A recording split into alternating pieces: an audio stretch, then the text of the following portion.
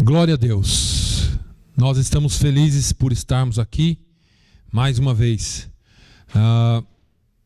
Eu quero, antes de ler a palavra, eu já até citei aqui, acho que na quarta-feira, sobre uma pesquisa que foi feita, uma estatística, o que me influenciou a falar essa palavra de hoje, sobre a nossa região. E depois que eu falar dessa estatística, eu vou abrir uma oportunidade para o Montoni falar, que eu esqueci o Montoni, mas o senhor vai falar ainda, tá bom? A nossa região é uma das 96 regiões que foram divididas pelo grupo que fez a estatística. Os Estados Unidos foi dividido em 96 partes, grandes cidades e regiões, para fim estatístico. E a estatística era para definir as pessoas que têm a mente, eles chamaram de Bible-minded, pessoas com a mente na Bíblia, ou a mente dirigida, ou pelo menos eles definiram isso como pessoas que leem a Bíblia e que acreditam que na Bíblia há a verdade, ou é a verdade. E num ranking de 96, nós somos o número 96. Nós somos a pior região, que é compreendido entre Providence e New Bedford. E nós estamos bem no meio dessa região. Nós somos a menor porcentagem de pessoas que acreditam que a Bíblia é a verdade, de pessoas que creem na palavra de Deus. A maior delas está no sul dos Estados Unidos e é 58% da população de uma grande cidade, ou 54% da população de uma grande cidade tem a cabeça na sua mente que a Bíblia é a verdade. E aqui, sendo a pior, nós somos apenas 9% da população dessa grande região que compreende Providence até New Bedford, que acredita que a Bíblia é a verdade e que lê a Bíblia pelo menos de vez em quando. Então 9% dessa população crê na Bíblia. A região de Boston está entre os 16%, New Hampshire, algumas outras cidades, grandes cidades, está entre os 16%. Nessa mesma pesquisa diz que para que se tenha algum impacto na sociedade ou no lugar onde você vive, precisa de pelo menos 20% de pessoas que tenham a cabeça voltada para a palavra de Deus. Dentro dessa pesquisa, nós vamos estar falando hoje alguma coisa para os irmãos. Como eu dizia, nós estamos dentro dessa, não sei se triste estatística. Pode parecer triste a princípio, mas eu gostaria de convidá-lo nessa manhã a mais uma vez abrir a sua Bíblia no livro de Ezequiel. Eu já preguei essa palavra aqui, irmãos, mas hoje pela manhã nós estávamos na oração aqui e Deus falou no meu coração sobre essa palavra.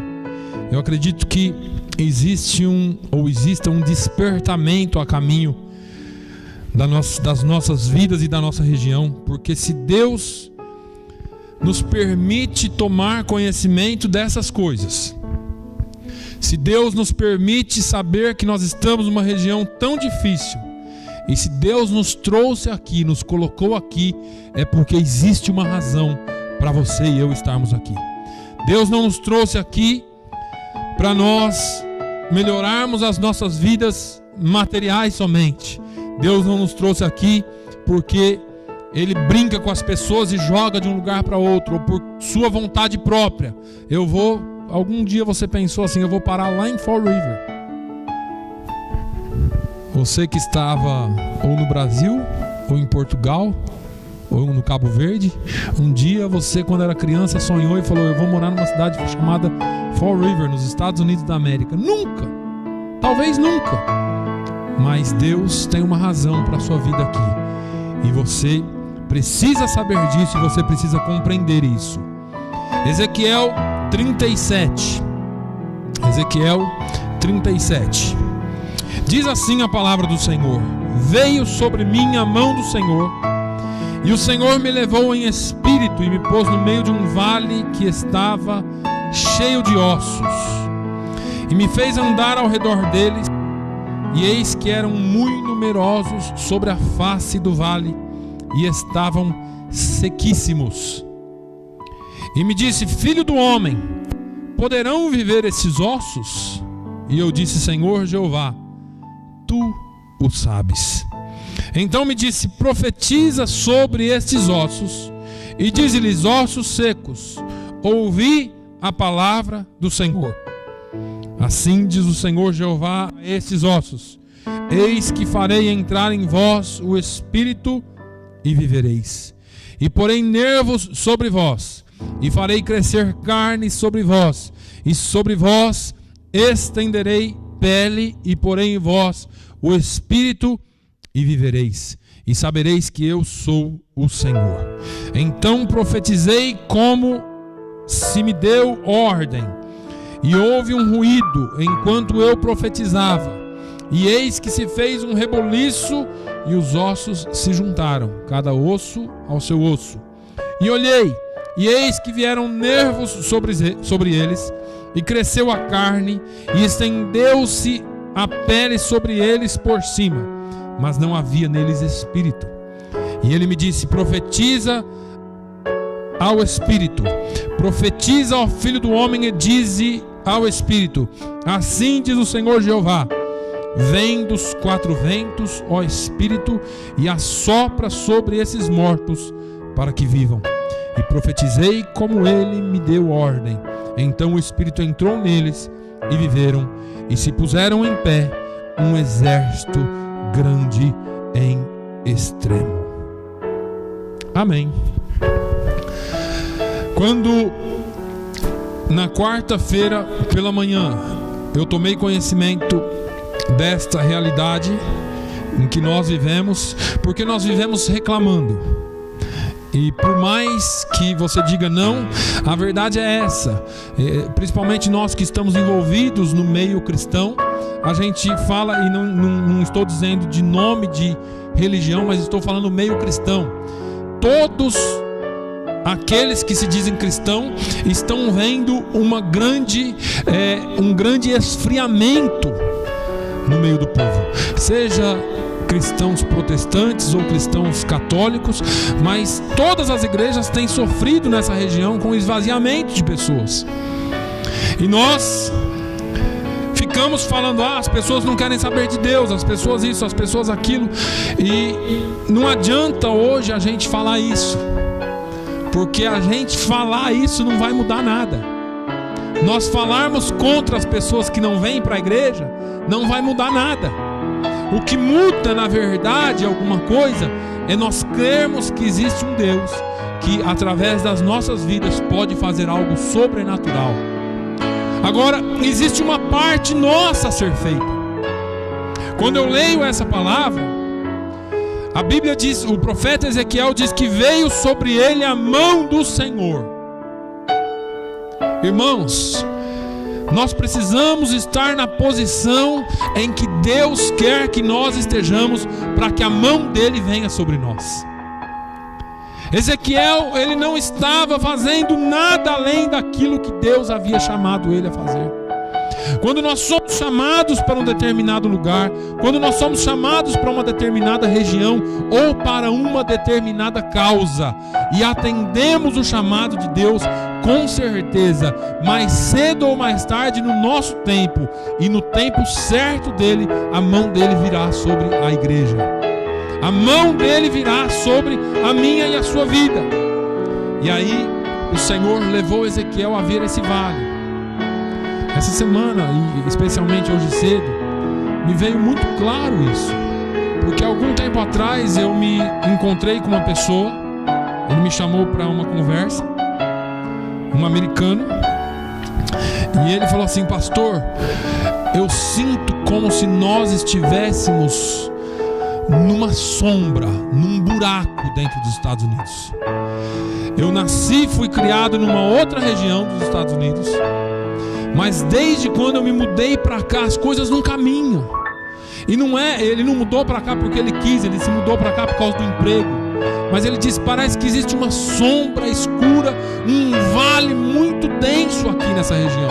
É um buraco negro nos Estados Unidos, porque nada do que se faz parece que avança.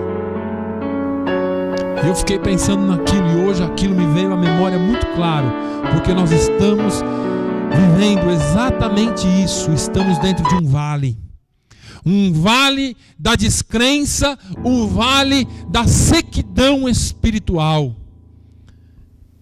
E a pergunta que eu quero fazer para você hoje não é o que você tem feito. A pergunta que eu quero fazer para você hoje: será que você sabe que Deus te trouxe aqui para profetizar sobre esse vale e ver esses ossos reviverem? Enquanto nós não entendemos que existe algo de Deus na nossa vida, para nós fazermos e para que Deus nos use, nós vamos ficar colocando a culpa em outros. Porque a culpa foi da igreja tal, a culpa foi dos fulanos de tais, de 10 gerações passadas. Tudo bem, eu acredito que haja uma culpa. Não houve investimento nas futuras gerações, não houve investimento bíblico nas futuras gerações. Pais não ensinaram filhos, como a palavra de Deus diz. E a culpa é deles? Não. A culpa é dos pais deles? Também não. A culpa é de muito atrás, porque nós fazemos aquilo que nossos pais nos ensinam. Ore e ensine o seu filho a orar, porque ele vai crescer orando. Eu me lembro de até uns tempos atrás que eu tinha que ficar do lado do meu filho para ele orar. Hoje ele entra no quarto dele, ele sabe que ele tem que orar. Mas foi um processo, foi ensinando, foi estando junto. Leia a Bíblia com o seu filho, ele vai aprender a ler a Bíblia. Pelo menos vai chegar um tempo que ele vai saber que aqui está a verdade. Mas muitos não fizeram isso, e agora o que nós temos que fazer? Senta a igreja e culpa o passado. Ezequiel poderia ter dito: ó Senhor, vou falar uma coisa. Foram nossos pais, a culpa foi deles. Ezequiel seguiu aquilo que Deus havia ordenado. A Bíblia diz que: filho do homem, versículo 3, poderão viver esses ossos? Talvez através dessa pesquisa, a pergunta que vem para nós, ou a imagem que vem para nós é essa: realmente nós estamos dentro de um vale, é um buraco negro espiritual, muita sequidão espiritual, nada há a ser feito, não se dá para fazer nada, não podemos fazer nada, porque nós chegamos numa situação que nem influenciar nós podemos. Isso é o que a pesquisa diz. Nem influenciar nós conseguimos. Israel estava assim, espiritualmente falando. Poderão viver esses ossos? A pergunta que Deus nos faz hoje. Poderão viver esses ossos? E eu disse: Senhor, Senhor Jeová, Tu o sabes. Eu não acredito que Deus tenha nos mostrado a realidade local, para que eu e você possamos dar outra resposta para Deus a não ser: Tu o sabes, Senhor. Agora eu quero te dizer uma coisa. Por mais que a gente visualize toda essa sequidão espiritual, pela experiência e pela palavra de Deus, nós sabemos que Ele pode e Ele quer fazer. Nós sabemos que Ele pode e que Ele quer fazer muito mais. A palavra dele então é: profetiza sobre estes ossos e dize-lhes: ossos secos, ouvi a palavra do Senhor. Eu poderia parar por aqui, irmãos, porque aqui está tudo que nós precisamos ouvir. Por mais que seja difícil E por mais complicado que esteja a situação da nossa região, ainda existe a palavra de Deus dizendo: profetiza sobre esses ossos. E Deus ainda dá a diretriz de como é e o que é para ser profetizado. Ezequiel entendeu que não era uma profecia qualquer que ele deveria profetizar, que não era algo qualquer, mas ele diz: ossos secos. Ou melhor, a ordem de Deus é: ossos secos, ouvi a palavra do Senhor. Não vai haver mudança fora da palavra do Senhor. Não podemos trazer mudança se não for pela palavra de Deus. Não existe outro meio de mudança em nenhum aspecto a não ser pela palavra do Senhor. E você diz: pastor, nós temos falado a palavra, nós temos pregado, as pessoas não vêm, mas a palavra de Deus está dizendo: profetiza sobre o vale. E muitas vezes nós não entendemos isso e achamos que a nossa parte é vir para a igreja e pregar o Evangelho. Eu quero sair agora um pouquinho fora aqui desse texto e tentar trazer à sua memória alguma coisa que Jesus disse. Jesus disse em Mateus capítulo 5, versículos 13 e 14, que vós sois o sal da terra. E se o sal for insípido, para que serve, a não ser para ser lançado fora e pisado pelos homens? E ele continua com uma outra alegoria dizendo: vós sois a luz do mundo. Não se pode esconder uma cidade edificada sobre um monte. E nem alguém acende uma lamparina e coloca debaixo de uma bacia ou de um alqueire para que se não veja, mas coloca no local certo para que haja luz para todos aqueles que estão dentro da casa. A nossa função como sal e luz já foi pregado aqui também. Mas a função da igreja é de ser sal, e sal serve para temperar e para conservar. Se você fizer hoje uma comida sem sal lá para o seu marido, Cindy, o Rui vai ficar bravo. Esqueceu o sal. Ninguém gosta de comer comida sem sal. Esse povo que tem problema de diabetes, né? Diabetes ou não? O que é que não como? Pressão alta, essas coisas. Não pode comer muito sal. A maior reclamação deles é essa, porque a dieta não é lá tão ruim, mas sem sal. Meu Deus do céu, imagine comendo carne sem sal, peixe sem sal, arroz sem sal.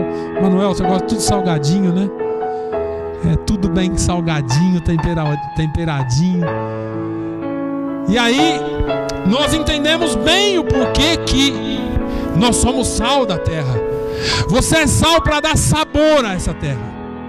Sem a vida dos discípulos de Jesus, a terra não tem sabor, perde o sabor.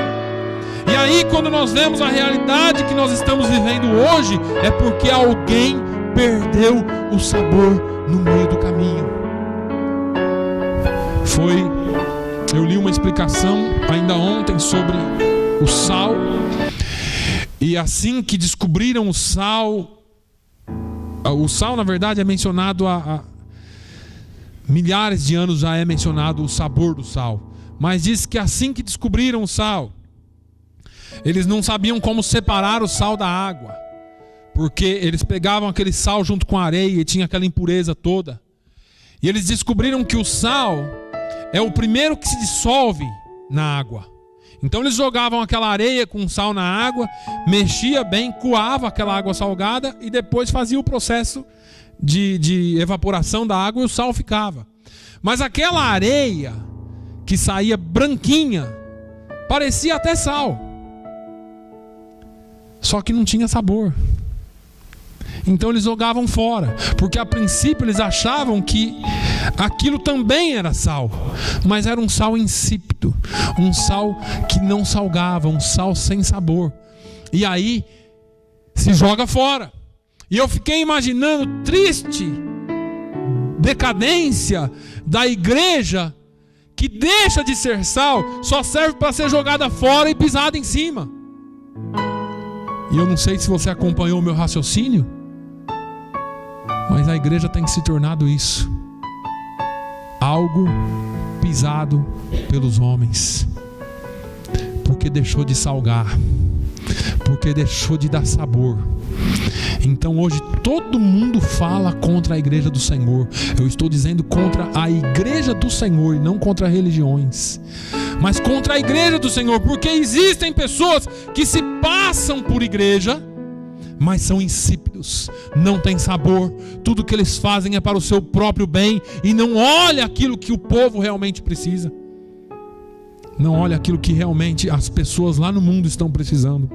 Sal sem sabor não serve para nada, a não ser para ser pisado pelos homens. Mas o sal também serve para preservar. E nós ficamos uns dias sem luz aí, um dia sem luz, né? E eu estive um dia no carro explicando para os meus filhos, porque eles falaram como é viver sem luz, sem energia.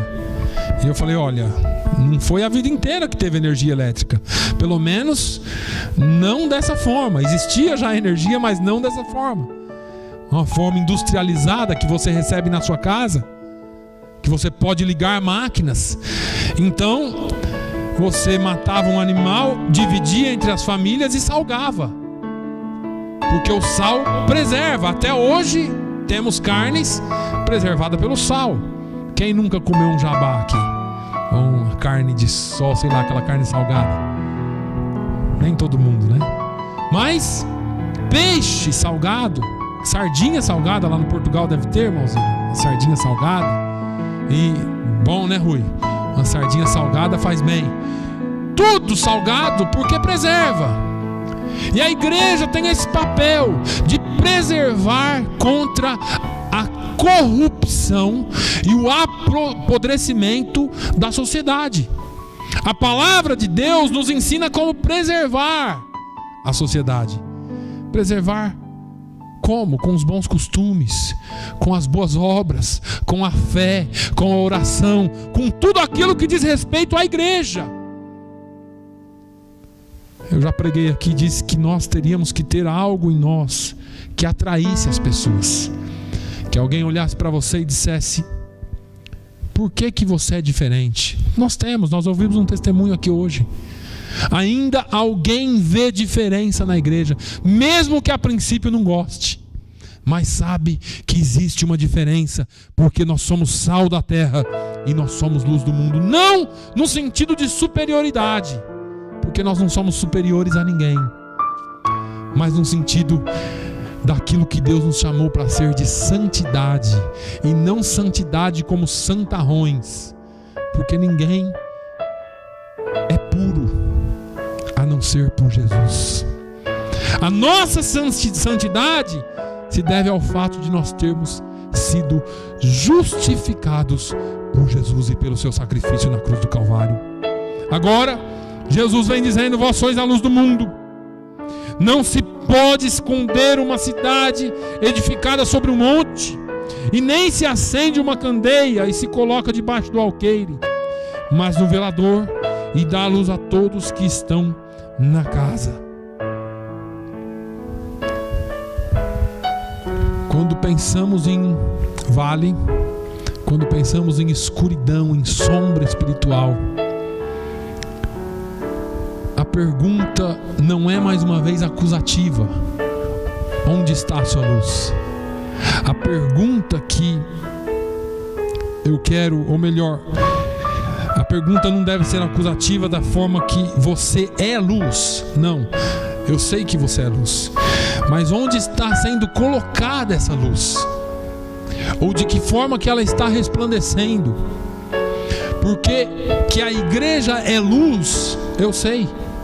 E se você é parte da igreja do Senhor, você é luz. Mas onde está sendo colocada a sua luz? Porque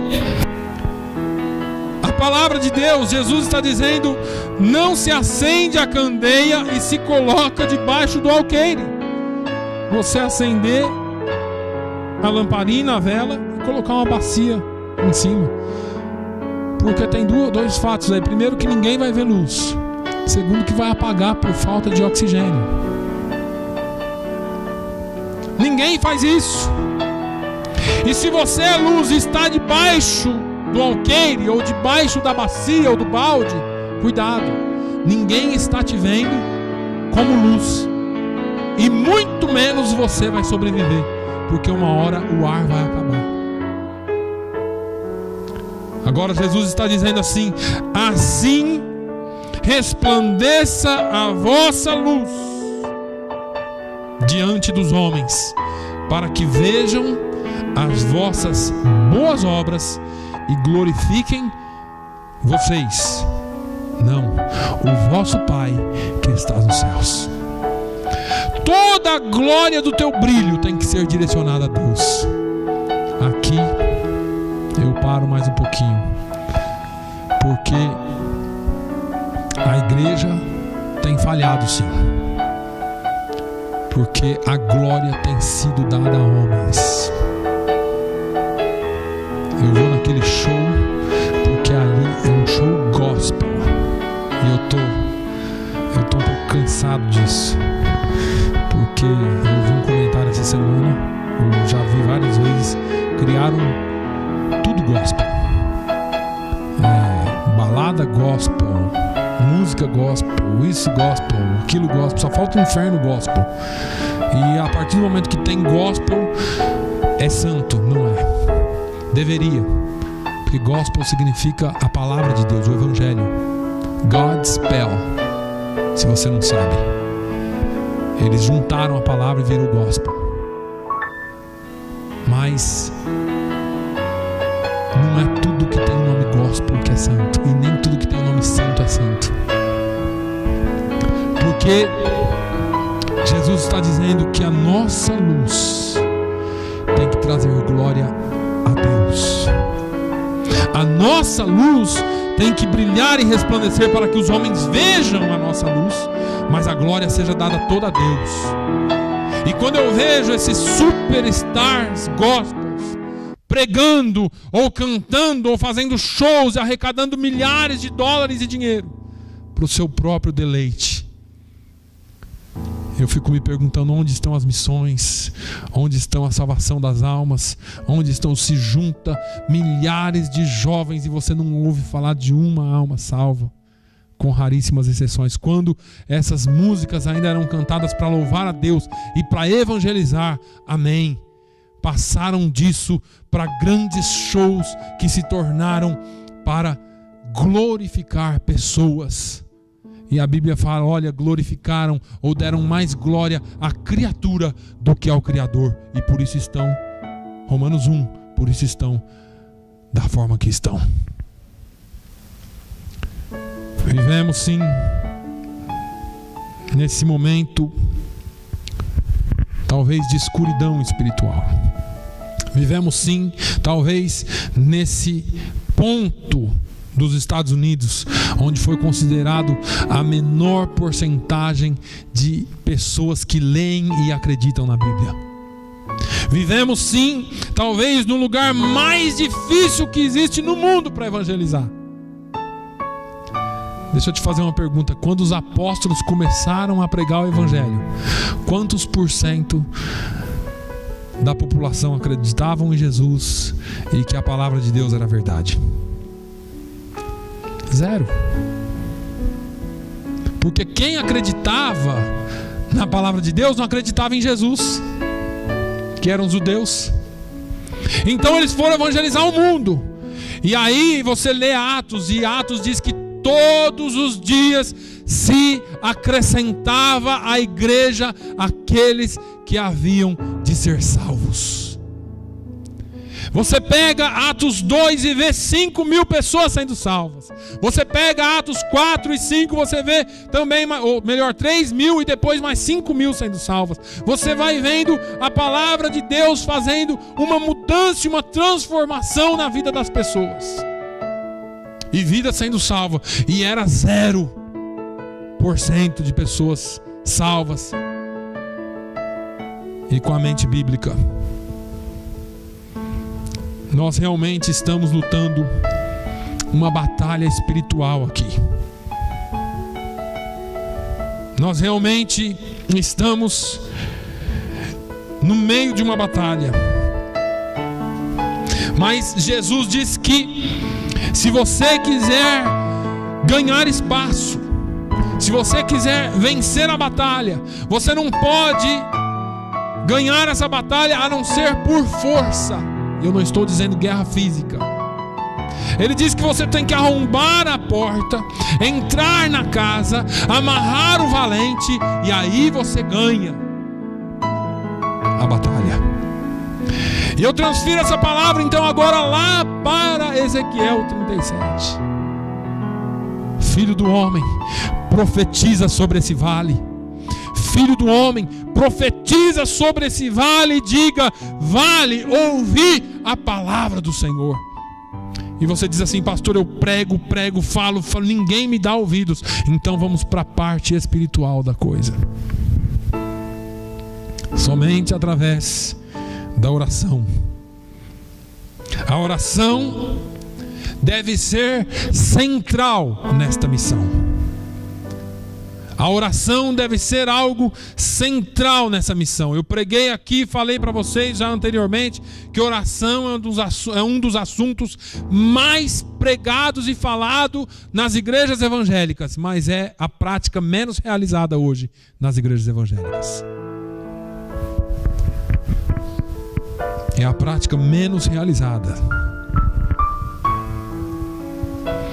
Abra sua Bíblia em 1 Timóteo capítulo 2, se você puder. 1 Timóteo 2, de 1 a 4. Ele fala assim: admoesto-te, pois, antes de tudo.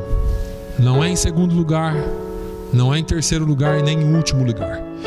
Primeira carta de Paulo a Timóteo, no capítulo de número 2.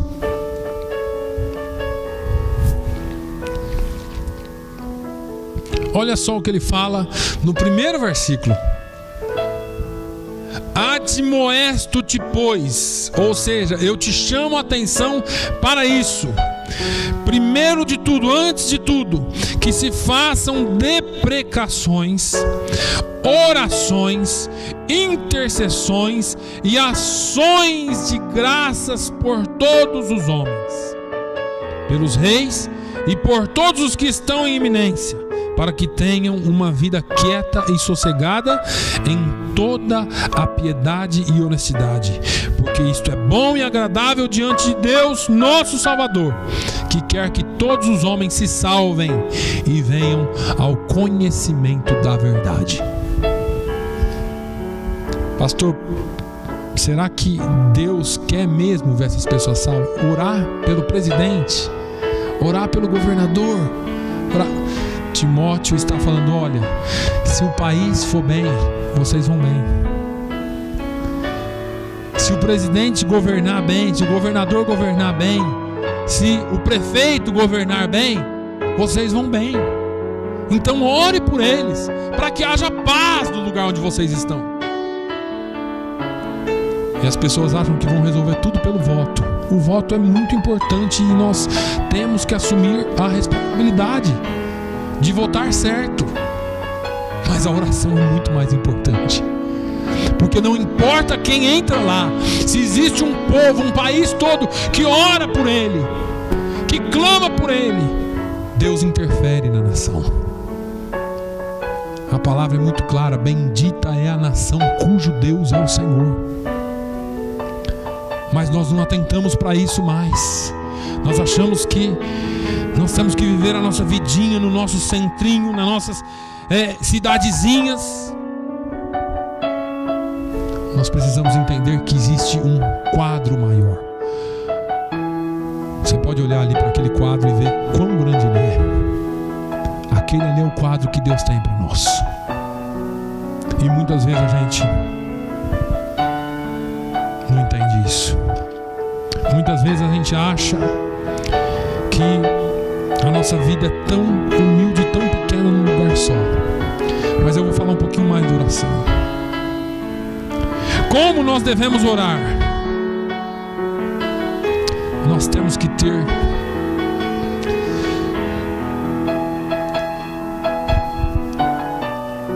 a oração como algo que seja, como que é a tradução da palavra commitment? Commitment. Como? Compromisso. Temos que ter compromisso com a oração. Quando você lê Atos 3:1, você vai encontrar agora João, ou melhor, Pedro e João subiram para o templo. Que hora? Na hora da oração. Isso significa que existia um horário para quê? Para orar. Nós oramos quando dá tempo. Nós oramos se dá tempo. Nós oramos de vez em nunca. Eu não estou dizendo você, eu estou dizendo a igreja em geral e a população em geral. Nós precisamos criar uma agenda de oração. Eu vou ter esse compromisso. Tal hora e tal hora eu vou orar. Se acontecer uma emergência e acontecer alguma mudança, tudo bem. Mas nós precisamos ter um compromisso na oração. Esses homens tinham um compromisso com a oração. Nós temos que ser fervorosos na oração. Tiago, a Epístola Universal de Tiago, no capítulo 5 e no versículo 16, diz que confessai as vossas culpas uns aos outros e orai uns pelos outros para que sareis. A oração feita por um justo pode muito em seus efeitos. O que nós temos que fazer antes da oração, irmãos? Se você sabe que seu irmão tem alguma coisa contra você, ou se você tem alguma coisa contra ele, peça perdão, porque sem união não adianta a gente orar. Igreja dividida não vai para frente. Chego aqui, eu cumprimento todo mundo, mas não cumprimento a irmã Maria, porque eu não suporto olhar para a cara da irmã Maria. Ai, irmã Maria, aquela mulher pisou tanto em mim. Ai, irmãos, deixa disso. Precisa ter perdão. Não adianta falar em oração, falar em Jesus, falar em Bíblia, se não houver perdão. Você não tem esse negócio de não gostar. Você é cristão. Você pode nem concordar com todas as coisas, mas o seu coração tem que estar disposto a perdoar. E depois que vocês confessarem as vossas culpas uns aos outros, orai uns pelos outros, para que sareis. Não vai haver cura se não houver confissão de picuinhas. Eu não estou dizendo para você chegar aqui e confessar todos os seus pecados por irmão, por pastor, que o nosso pecado tem que ser confessado a Deus. Mas às vezes você tem alguma coisa que te machucou, que te feriu, te incomodou. Se você não quiser, então, perdoe logo de vez. Ou então vá ver se o seu irmão tem alguma coisa contra você. Porque nós precisamos nos perdoar uns aos outros, para que então nossa oração seja ouvida e nós sejamos sarados. E olha, a gente ouve muito usar esse final de versículo. A oração de um justo pode muito em seus efeitos. Mas por que ele é justo? Porque ele entendeu que ele é um pecador. Ele entendeu que se ele ficar de cara virado para o irmão Manuel, a oração dele não será justa. Quando nós confessamos as nossas faltas, nós vemos a justiça de Deus acontecendo. Mas vamos terminar. Vamos correr um pouquinho. A nossa oração precisa ser específica. Mateus 16 e 19. Mateus capítulo 16, versículo 19. Olha o que Jesus estava falando com Pedro sobre a revelação que ele havia tido. Ele diz: e eu te darei as chaves do reino dos céus, e tudo o que ligares na terra será ligado nos céus, e tudo o que desligares na terra será desligado nos céus. Nós oramos muito genérico. Jesus abençoa todo mundo, Jesus faz isso. Mas se nós formos específicos, orarmos pelas necessidades, orarmos pelas coisas específicas, Jesus tem uma promessa para nós, de nos dar chave dos céus. O que ele diz aqui? 16 e 19. E te darei as chaves do reino dos céus, e tudo o que for ligado na terra será ligado no céu, e o que for desligado na terra será desligado no céu. Nós não entendemos isso, e nós achamos muitas vezes que isso é corte de membro da igreja. Mas pense na parte do ligado, porque cada pessoa que nós orarmos por ela, que nós evangelizarmos e que nós trouxermos, e ela fizer parte dessa família, será ligada no céu. E aquilo que nós desligarmos na terra, que é o quê? O pecado, que é aquilo que te afasta de Deus, Deus corta lá também e te liga a Ele, te faz estar com Ele. Nós precisamos também estar unidos. Irmãos, nós vamos encontrar a igreja por diversas vezes na Bíblia reunida juntos orando. Eu sei que você ora na sua casa, mas procure vir ao culto de oração. Nós não temos muito tempo para orar durante a semana, né? Todos nós trabalhamos, mas na quarta-feira nós estamos aqui às 7 horas da noite, orando, buscando a Deus, pedindo para que Deus abra portas para nós. Todo domingo de manhã, das 8h15 às 8h45, nós estamos aqui nessa sala de trás orando, para que Deus abra portas. E se a igreja estiver reunida, quando Pedro foi libertado da prisão em Atos 12, a igreja estava reunida na casa da mãe de João Marcos, orando por Pedro. Apesar de que eles não acreditavam que Pedro ia ser liberto, mas eles estavam orando por Pedro. Quando Pedro aparece lá, levaram um susto. É o anjo dele, em outras palavras, é o espírito dele. Mas nós precisamos também ser persistentes. Jesus falou em Lucas 11:9: eu vos digo, batei ou pedi e ser-vos-á dado, batei e abrir-se-vos-á. Nós precisamos entender que precisa haver persistência na oração. Não é Jesus, eu preciso disso, amém, acabou, e nunca mais toca no assunto. Você fala, Jesus é surdo, preciso pedir todo dia. Não, meus irmãos, não. Lembra de Moisés no deserto? Quando Deus falou assim: Moisés, eu vou destruir esse povo é ruim. Eu libertei eles do Egito, eu fiz todos esses milagres, passaram o mar vermelho a seco, destruiu o exército egípcio, e agora esse povo me cria imagem, me cria outros deuses para adorar, eu vou destruir tudo. Deus falou e afirmou que iria destruir. O que Moisés fez? Deus, não destrua, é o teu povo. Primeiro Deus falou: olha, esse seu povo. Mas Moisés lembrou, falou: não é meu povo, é o teu povo, Senhor. O que as nações vão dizer? Que o Senhor tirou esse povo do Egito para matar no deserto. A Bíblia usa uma expressão que diz que Deus se arrependeu do mal que faria. Deus se arrependeu de destruir o povo.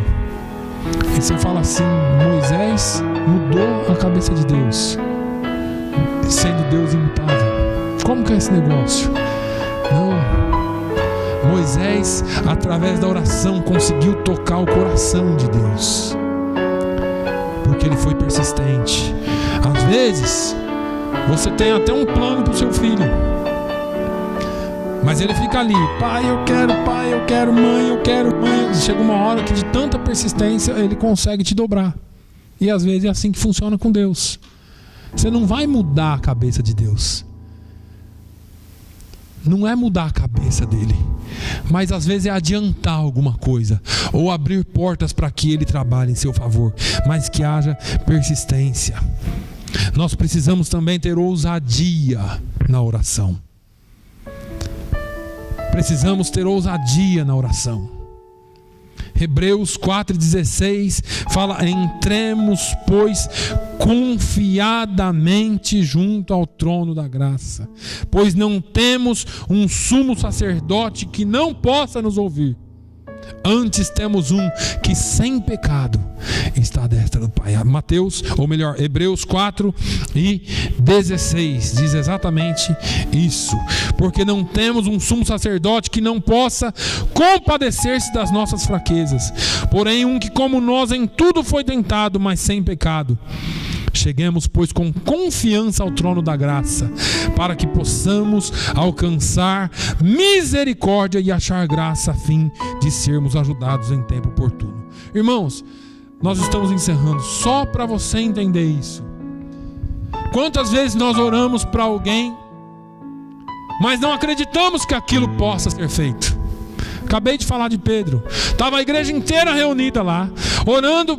Eu não sei qual que era exatamente a oração deles, mas acredito que a oração deles era assim: oh meu Deus, Herodes já matou Tiago, agora o irmão Pedro está lá, oh meu Deus, dê força para ele morrer sem te negar de novo. Ele já te negou 3 vezes, se ele negar a 4ª, Jesus, o que vai ser de nós? Dê força para ele morrer tranquilo. Talvez fosse essa a oração. Porque quando Pedro apareceu, Rod vai na porta. Eles estavam orando tão alto que ninguém ouviu Pedro chamar. Só a menina vai na porta, vê ele, fica tão alegre que não abre a porta. Volta para trás e fala: é Pedro. E eles disseram assim: menina, você está fora de si. Ou mais ou menos assim: você está louca. Porque eles esperavam que Pedro já estivesse morto. E agora ela continua insistindo: é Pedro, é Pedro. Fala: não, é o anjo dele, é o espírito dele. E aí alguém vem à porta e abre a porta, e Pedro faz silêncio, faz sinal para eles ficarem quietos. E aí Pedro conta para eles tudo o que havia acontecido e como ele havia sido milagrosamente libertado da prisão. O que eu quero dizer com isso? Que às vezes nós estamos orando, o irmão está doente, ah meu Deus, dê a ele uma morte tranquila. Nós não oramos mais para cura como deveríamos orar. Às vezes o irmão está passando por uma dificuldade tremenda, às vezes é um problema sério, e nós oramos: ah, Jesus, dê força para ele passar por isso. Nós não acreditamos mais que possa haver uma operação sobrenatural de Deus e que mude o resultado. Não, mas isso não tem como acontecer. Mas também não tinha como Pedro sair da prisão com 8 guardas cuidando ele o tempo todo. E se você não sabe, ele estava acorrentado aos guardas. E o anjo cegou todos os guardas, as correntes se caíram. E o anjo falou: põe a roupa, levanta e vem comigo. E ele passou pela primeira guarda, pela segunda guarda, e o portão principal abriu. Primeiro controle remoto da história, abriu sozinho. E ele saiu para a rua. Aí que ele se deu em si que ele estava livre. Mas nós não acreditamos mais. Nós ficamos, parece que é um sonho.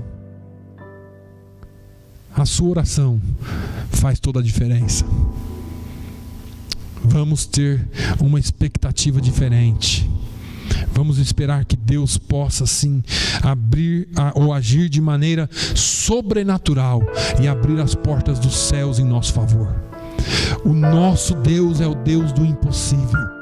O nosso Deus é o Deus do impossível. Você não serve a um Deus qualquer. Você não serve a uma coisa qualquer. Você serve a um Deus que é todo poderoso e é poderoso para mudar situações.